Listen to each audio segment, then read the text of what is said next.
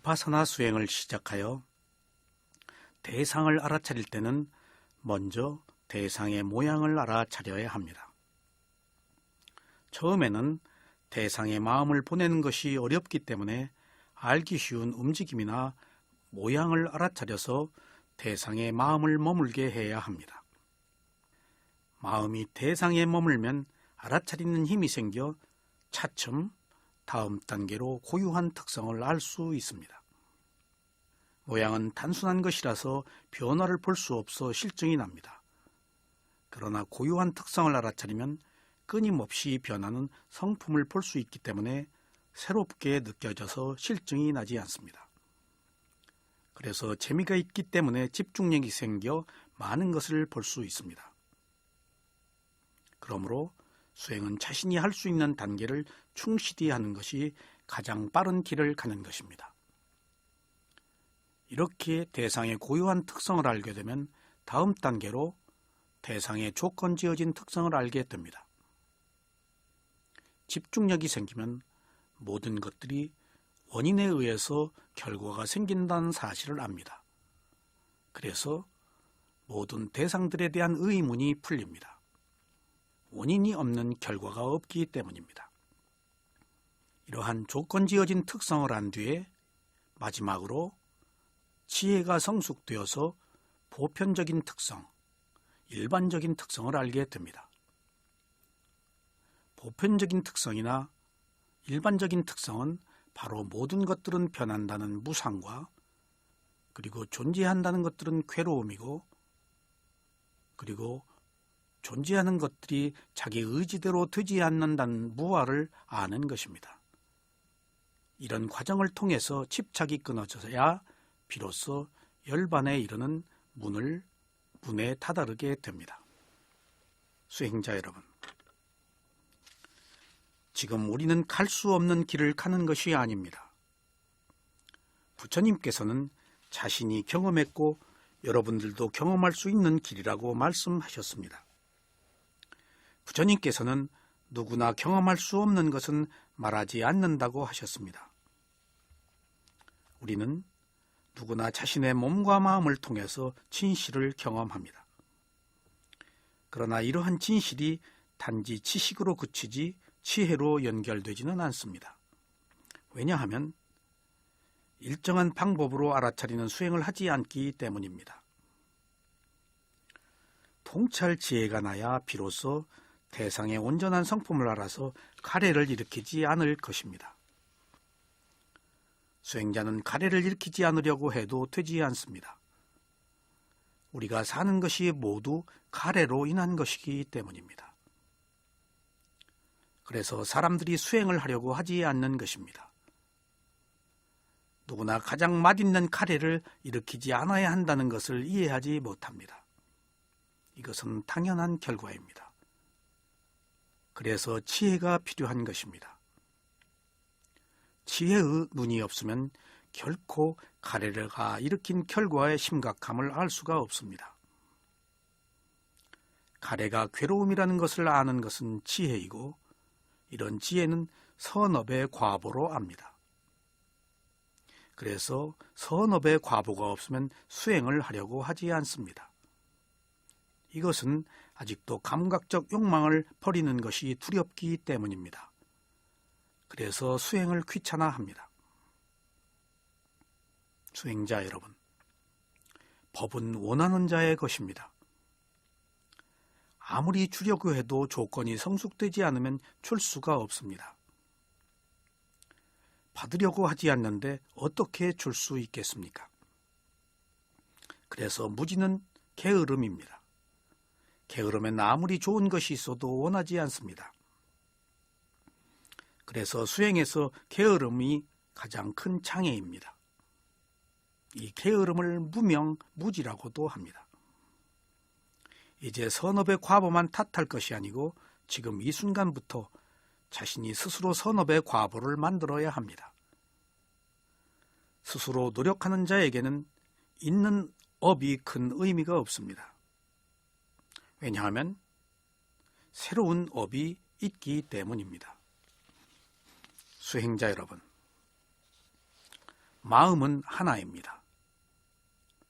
그러나 마음의 숫자는 89가지로 분류하는 방법이 있고 출세간의 분류 방법에 따라서 모두 121가지로 분류하기도 합니다.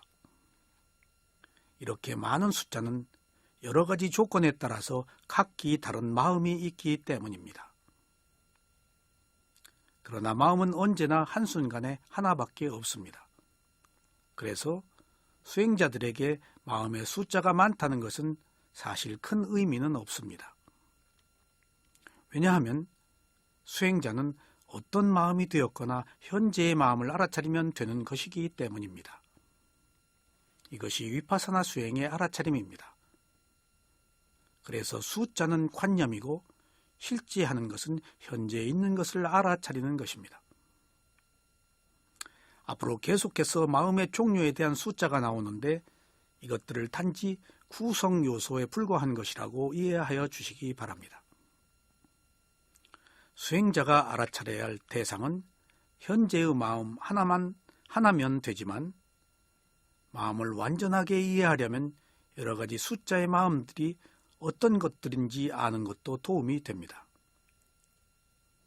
그러나 이것은 단지 마음에 대한 이해를 돕기 위한 것이지 마음의 숫자를 모두 알아야 하는 것은 결코 아닙니다. 뒤에 설명해 드릴 부처님께서 말씀하신 마음을 알아차리는 수행의 16가지 마음도 사실은 전체 마음의 121가지의 마음 속에 포함되어 있으므로 마음의 종류에 대해서 잠시 살펴보시겠습니다. 마음은 크게 4가지로 분류합니다. 첫째, 욕계의 마음입니다. 둘째, 색계의 마음입니다. 셋째, 무색계의 마음입니다. 넷째, 출세관계의 마음입니다. 그래서 마음은 어느 세계에서 태어났느냐에 따라 다르고 인간으로 태어났을 때는 수행을 해서 출세간의 마음이 어느 수준이냐에 따라서 다릅니다. 이것으로 보아서 이 세상은 인간들만 있는 것이 아니라는 사실을 알 수 있습니다. 수행자 여러분, 생명이 사는 존재의 세계는 욕계, 색계, 무색계가 있습니다. 그리고 출세관계가 있는데 출세관계는 도가를 성취한 성인들의 마음입니다. 부처님께서 인간의 마음만을 말하지 않고 존재하는 31개의 세계의 마음들을 모두 포함해서 분류한 것은 모든 생명이 똑같이 윤회를 하기 때문입니다.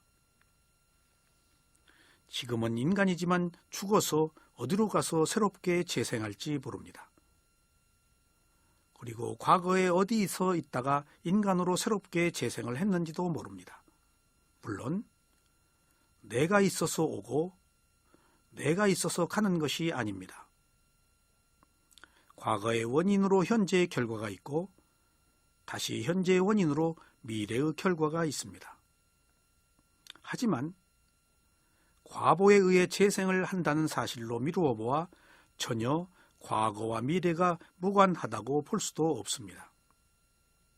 이처럼 생명은 윤회하는 세계에서 끊임없이 상속되면서 살고 있기 때문에 인간의 마음만 따로 떼어서 볼 수가 없습니다. 그러므로 살아있는 존재는 어디에 있건 모두 하나의 생명대 안에서 살고 그리고 일어나고 사라진다는 것을 이해하면 불교의 세계관을 이해하는 데 도움이 될 것입니다. 다시 한번 마음이 무엇인지 살펴보겠습니다. 전통적인 추석서에서는 마음을 정의하기를 3가지로 정의합니다. 첫째, 행위를 하는 자의 입장에서 보는 마음입니다. 이때는 대상을 안다고 해서 마음이라고 한다라고 정의합니다. 둘째는 마음을 도구의 측면에서 보는 것입니다. 이때는 이것으로 인해 안다고 해서 마음이라고 한다라고 정의합니다. 셋째는 행위 그 자체의 입장에서 보는 마음입니다. 이때는 단지 알고 있는 그 자체가 마음이다 라고 정의합니다. 이상 세 가지 측면에서 보는 마음들은 모두 안다는 것입니다. 그래서 마음은 대상을 아는 것이라고 하면 마음을 바르게 이해하는 것입니다. 여기서 마음이 대상을 안다는 것은 매우 단순한 행위에 속합니다. 우리는 바로 이 단순한 기능에 대하여 주목할 필요가 있습니다. 수행자 여러분, 마음이 대상을 아는 것이라고 했을 때는 아는 마음이 어떤 다른 것과 섞이지 않고 단순하게 대상을 아는 역할을 한다는 것입니다. 여기서 마음이 대상을 안다는 것은 마음이 아는 것으로 국한한다는 것입니다. 그래서 단지 아는 것에 그친다거나 다만 아는 것에 그친다는 의미가 있습니다. 그러므로 마음이 대상을 알고 나서 좋아한다거나 싫어한다거나 괴로워한다거나 하는 것은 마음이 하는 역할이 아닙니다. 이때 마음의 작용인 수, 상, 행이 일으킨 여러 가지 일들을 마음이 단지 받아들여서 아는 것입니다. 어떤 느낌이 일어나면 그 순간에 다시 마음이 이것을 압니다. 그리고 어떤 상상을 했을 때도 마음이 단지 이것을 압니다. 그리고 어떤 의도를 가지고 행위를 했을 때도 마음이 단지 이것을 압니다. 이처럼 마음은 대상을 아는 단순한 기능을 합니다. 그러므로 마음이 있어서 수상행이 함께 있으며 다시 마음은 수상행이 일으킨 것들을 그대로 받아들여서 아는 기능만 합니다. 그래서 마음은 그 자체는 청정한 것입니다. 좋은 느낌이 일어나면 마음이 좋은 느낌을 그대로 받아들여서 알고, 나쁜 느낌이 일어나면 마음이 나쁜 느낌을 그대로 받아들여서 압니다. 그래서 마음은 마음의 작용인 수상행이 일으키는 것과 함께 같아집니다. 수행자 여러분, 그래서 마음은 알고 마는 것이지 알아서 어떻게 반응하거나 무엇을 토모하지 않습니다. 마음이 안 뒤에 괴로워하는 것은 수라고 하는 느낌이 하는 것입니다. 마음이 안 뒤에 상상하는 것은 상이라고 하는 지각이 하는 것입니다. 마음이 안 뒤에 어떤 의도를 내는 것은 행이라고 하는 마음의 의도가 하는 것입니다. 마음이 안 뒤에 이러한 수상행의 작용이 일어나면 다시 그것을 마음이 압니다. 이것이 마음의 실제입니다. 그래서 마음은 하늘과 같습니다. 하늘에는 해가 뜨고 달이 뜨고 별이 뜨고 구름이 있고 바람이 있습니다. 하지만 하늘은 아무 조건 없이 이것들을 그냥 받아들이는 기능을 합니다. 마치 마음과 같이 말입니다. 마음이 땅과 같고 나무와 같은 것도 이런 이유입니다. 땅과 나무도 무엇은 되고 무엇은 안 된다고 하지 않습니다. 이것들은 마치 마음처럼 그냥 모든 것들을 있는 그대로 받아들입니다. 바로 이것이 불교에서 말하는 관용입니다. 그냥 대상이 있어서 하는 것입니다. 수행자 여러분, 이 말이 단순한 것 같아도 사실은 최고의 지혜가 담긴 말입니다. 이와 같이 마음이 아는 기능만 한다는 사실을 알아야 하는 매우 중요한 문제가 있습니다. 실제로 문제를 일으키는 것은 마음이 아니고 마음의 작용인 수상행위라는 사실을 알기 위해서 필요한 것입니다.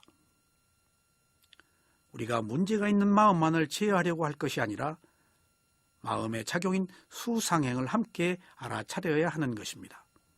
이것이 마음을 알아차리는 수행의 효과입니다. 또 한 가지가 있습니다. 마음이 단지 대상을 아는 것으로 그친다는 것은 마음의 실제를 알아야 하는 다른 중요한 이유가 있습니다. 이러한 기능이 앞서 말씀드린 부처님과 아라한이 가진 마음이기 때문입니다.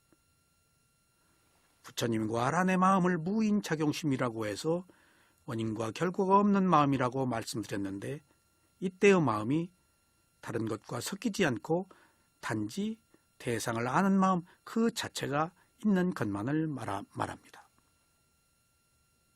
마음이 무엇이라고 설명할 때는 이렇게 이해해야 마음을 바로 알 수 있습니다.